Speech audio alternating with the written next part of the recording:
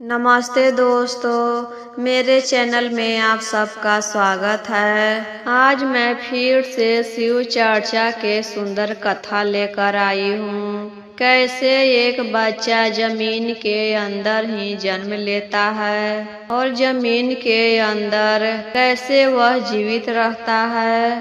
कथा बहुत ही सुंदर है गुरु भाई बहना, शुरू से अंत तक जरूर सुनिएगा। कोई भी भगवान का कथा हो आधा अधूरा नहीं सुनना चाहिए। आधा अधूरा सुनने से अपमान होता है और पूरा सुनने से ज्ञान होता है। और यह तो शिव गुरु की कथा है। यह कथा सुनने से महादेव दया बरसाते हैं, इसीलिए पूरा जरूर सुनिए। एक गांव में एक सोनार था। सोनार के नाम रमेश था और रमेश के पत्नी का नाम रूपा था। रमेश बहुत मेहनत करके कमाता खाता था। सोनार था लेकिन वह बहुत गरीब था। कोई भी उसको काम मिलता बहुत मन लगाकर करता था। रमेश के शादी हुए 10 बरस हो गया था गुरु बहना, लेकिन उसका बच्चा नहीं था। रूपा के सब लोग ताने मारते थे कि तुम बांझ हो, बच्चा पैदा नहीं कर सकती है। सास भी बहुत लड़ती थी। गांव के लोग भी बहुत ताना मारते थे। कोई भी रास्ते में रूपा को देख लेता था तो मुंह फेर लेता था कि देखो उधर से बांझ आ रही है, इसका चेहरा देख लेंगे तो पूरा दिन खराब बीतेगा। सास ननद भी बहुत लड़ते झगड़ते रहती थी। सुबह सुबह उठकर कोई भी उसका चेहरा नहीं देखना चाहता था कि उसका चेहरा देखेंगे तो भर दिन खराब बीतेगा। सुबह सुबह उठकर बांझ का चेहरा नहीं देखना चाहिए और उसकी सास कोई भी शुभ काम नहीं करने देती थी कि तू अपशगुनी है, बांझिन है। लेकिन रूपा मन ही मन शिव गुरु से दया मांगती थी। उसको शिव गुरु पर बहुत भरोसा था।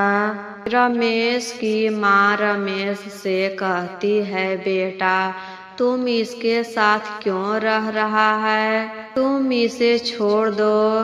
तुम्हारे लिए हम एक अच्छी लड़की खोज कर लाएंगे, तुम्हारा दूसरी शादी करवाएंगे। ये बांझिन के साथ तुम क्यों रहता है। मेरी बात मानो बेटा, तुम दूसरा शादी कर लो, तुम खुश रहेगा। दूसरी पत्नी आएगी तो बच्चे को जन्म देगी। यह तो बांझिन है, लेकिन रमेश माँ के बातों में नहीं आता है। कहता है, माँ कैसे जान रहे हैं कि दूसरा शादी करेंगे तो मेरा बच्चा होगा। रूपा में क्या कमी है, हो सकता है कमी मुझ में भी होगा। उस बेचारी का क्या दोष, मेरा भाग में यही लिखा है तो यही सही, हम दूसरा शादी नहीं करेंगे। पत्नी भी कहती थी, आप हमें छोड़ दीजिए, आप दूसरा शादी कर लीजिए, दूसरा शादी करके अपना घर बसाइए। लेकिन रमेश नहीं मानता है और कहता है, तुम पागल हो गई हो, हमारे भाग में बच्चा नहीं लिखा है तो हम दोनों अपने में ही खुश रहेंगे। हम तुम्हें छोड़कर दूसरा शादी कभी नहीं करेंगे। ऐसा बात तो हम सपने में भी नहीं सोच सकते हैं। तो रमेश की माँ कहती है, मेरा बात नहीं मानेगा तो इस बांझिन को लेकर मेरे घर से निकल जाओ तुमको हम अपने घर में नहीं रहने देंगे। इस बांझिन को मेरे नजर से दूर कर दो। तब रमेश कहता है कि ठीक है माँ, हम अपनी पत्नी को लेकर चले जाएंगे, यह घर छोड़ देंगे, लेकिन रूपा को कभी नहीं छोड़ेंगे। तो रमेश और रूपा दोनों घर छोड़ देते हैं और घर छोड़कर जंगल में चले जाते हैं। वहाँ पर अच्छा जगह देखकर दोनों मिलकर एक झोपड़ी बनाते हैं और वहाँ पर एक नदी था। उसी नदी में प्रतिदिन दोनों उठकर स्नान करके सूरज भगवान के जल देते थे। उसके बाद वहाँ पर एक शिव जी का मंदिर था। दोनों मंदिर में जाकर जल ढारते थे। उसके बाद ही कुछ काम करते थे। दोनों 2 साल ऐसे करते रहे। प्रतिदिन का उनका यही काम था। सुबह उठकर नहा धोकर सूरज भगवान के जल देने के बाद मंदिर में जल चढ़ाना और उसके बाद कोई भी काम करना। 2 साल के बाद रूपा को लगता है कि वह माँ बनने वाली है। इस बात को अपने पति से कहती है। रमेश भी बहुत खुश होता है। चलो अब हम दोनों के जीवन में खुशियाँ आने वाली है, हम उसे बहुत प्यार करेंगे। इतना वर्ष के बाद महादेव हम दोनों के झोली में खुशियाँ डाले हैं। जब रूपा के 8वें महीना चला तो अचानक उसके पेट में बहुत दर्द उठा। रमेश और रूपा तो दोनों जंगल में रहते थे। वहाँ पर हॉस्पिटल भी नहीं था कि हॉस्पिटल ले जा सके। पेट का दर्द रूपा से बर्दाश्त नहीं हो रहा था। उसे लगा कि अब हम नहीं बचेंगे। तब रमेश से कहती है, जब हमको कुछ हो जाएगा तो हमको जलाइएगा नहीं। वहाँ पर एक कदम का पेड़ था और कहती है कि उसी कदम के पेड़ के नीचे जमीन में गड्ढा खोदकर दफना दीजिएगा, हम जलना नहीं चाहते हैं। इतना कहकर रूपा मर जाती है। रमेश फूट फूट कर रोने लगता है और कहता है, मुझे छोड़कर क्यों चली गई? बस मेरा सहारा तो तुम ही थी। अब किसके भरोसे हम जिएंगे? हमें भी अपने साथ ले चलो। रूपा के कहे अनुसार उसी कदम के पेड़ के नीचे जमीन में गड्ढा खोदता है और पत्नी को दफना देता है और वहाँ से अपने झोपड़ी में चला जाता है और प्रतिदिन वहाँ पर कदम के नीचे आकर बैठता था और पत्नी के यादों में खोया रहता।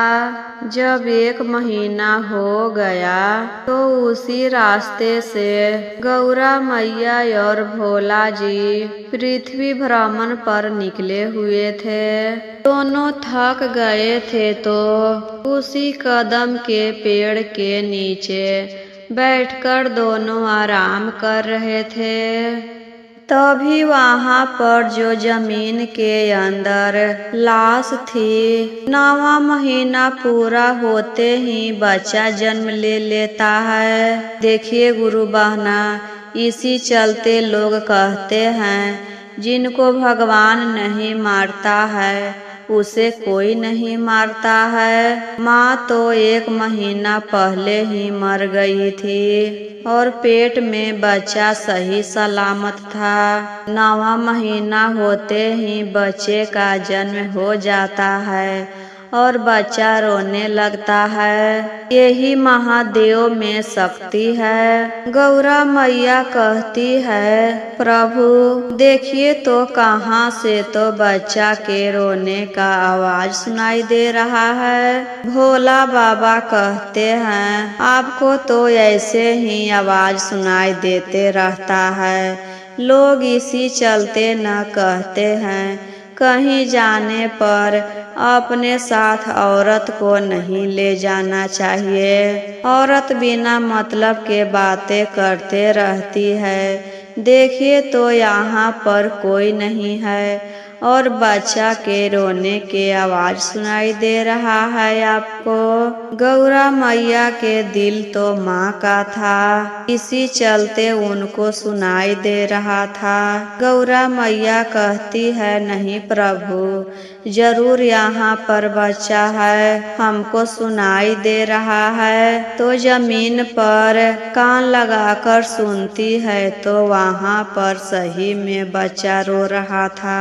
तब गौरा मैया गड्ढा खोदना शुरू कर देती है और अंदर से बच्चा को निकाल लेती है और कहती है, देखिए तो इसकी माँ के शरीर इतना गल चुका है, बच्चा कैसे रहेगा, कैसे दूध पिएगा, कौन इसको देख रेख करेगा, यह बच्चा कैसे रहेगा प्रभु, इसकी माँ को जिंदा कर दीजिए। भोला जी कहते हैं, आप कैसा बातें कर रहे हैं पार्वती, जो इस दुनिया से एक बार चला जाता है वह वापस नहीं आता है। यह तो दुनिया छोड़कर जा चुकी है और इसको देखिए सब शरीर भी गल गया है, यह भला कैसे जीवित होगी।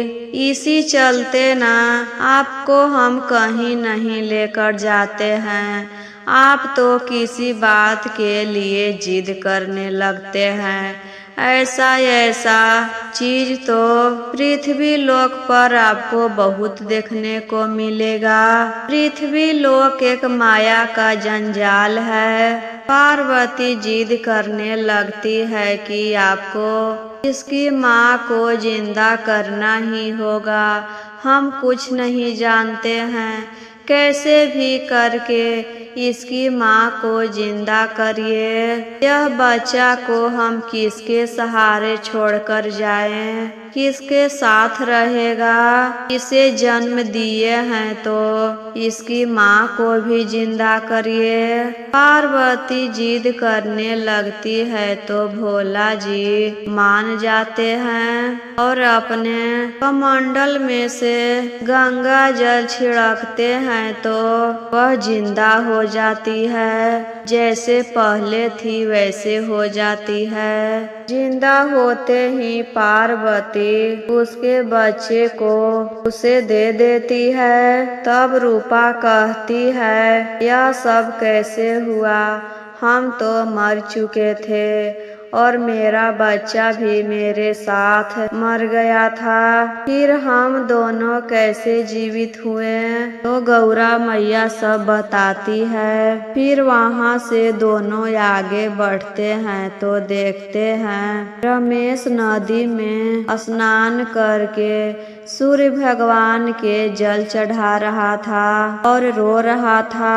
भोला जी और पार्वती रमेश को रोते हुए देखते हैं तो गौरा मैया फिर कहती है, देखिए न प्रभु, यह रो रहा है, चलिए न पूछते हैं क्यों रो रहा है। फिर भोला जी बोलते हैं, आप तो एक डेग बढ़ते हैं और किसी का दुख देखकर फिर रुक जाते हैं, इसी चलते आपको हम नहीं लाते हैं। वहाँ जाकर पूछते हैं, दोनों तो अपना भेष बदले हुए थे तो रमेश नहीं पहचान रहा था। बोलते हैं, क्या हुआ बच्चा, क्यों रो रहा है। रमेश अपना सारा दुख बयान करता है। देखिए न बाबा, मेरी एक पत्नी थी और वह माँ बनने वाली थी और हमको छोड़कर वह चली गई अब हम अकेले हो गए हैं, किसके सहारे रहें। हम अपनी पत्नी से बहुत प्यार करते थे।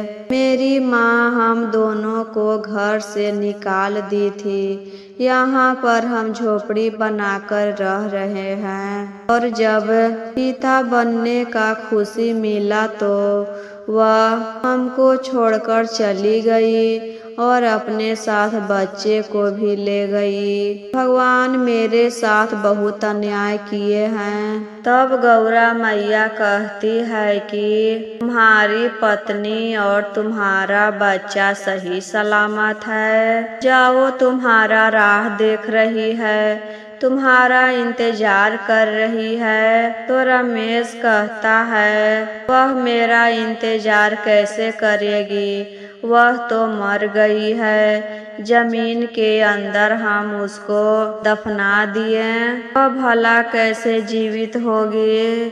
गौरा मैया कहती है कि नहीं, वह जीवित हो गई है, जाओ तुम। रमेश कहता है, आप कोई देव पितर हैं, साधारण मनुष्य तो नहीं हैं, तभी तो मेरी पत्नी और मेरा बच्चा जीवित हो गया, सही सलामत है। तब गौरा मैया और भोला जी अपने रूप में आ जाते हैं और कहते हैं, रमेश, तुम्हारा भक्ति से हम बहुत खुश हैं, और तुम्हारी पत्नी भी बहुत पूजा करती थी, उसको बहुत भरोसा था मेरे ऊपर, उसका भरोसा कैसे तोड़ सकते थे। रमेश गौरा मैया और भोला जी के पैरों में गिरकर आशीर्वाद लेता है। उसके बाद दोनों अंतर ध्यान हो जाते हैं और रमेश वहां से दौड़ते हुए अपनी पत्नी के पास वापस आता है, वही कदम के पेड़ के पास। तो देखता है कि रूपा और उसका बच्चा दोनों साथ में पेड़ के नीचे बैठे हैं। वहां आकर अपनी पत्नी को गले से लगा लेता है, उसके बाद अपने बच्चे को गोदी में लेता है, खूब प्यार करता है। इसी चलते शिव गुरु पर भरोसा करके देखिए, शिव गुरु किसी का भरोसा नहीं टूटने देते हैं। तो यह कथा आपको कैसा लगा कमेंट बॉक्स में ज़रूर बताएं, और कमेंट बॉक्स में हर हर महादेव, ओम नमः शिवाय लिखना ना भूलें। तो एक बार प्रेम से बोलिए, जय महादेव, हरे हर महादेव।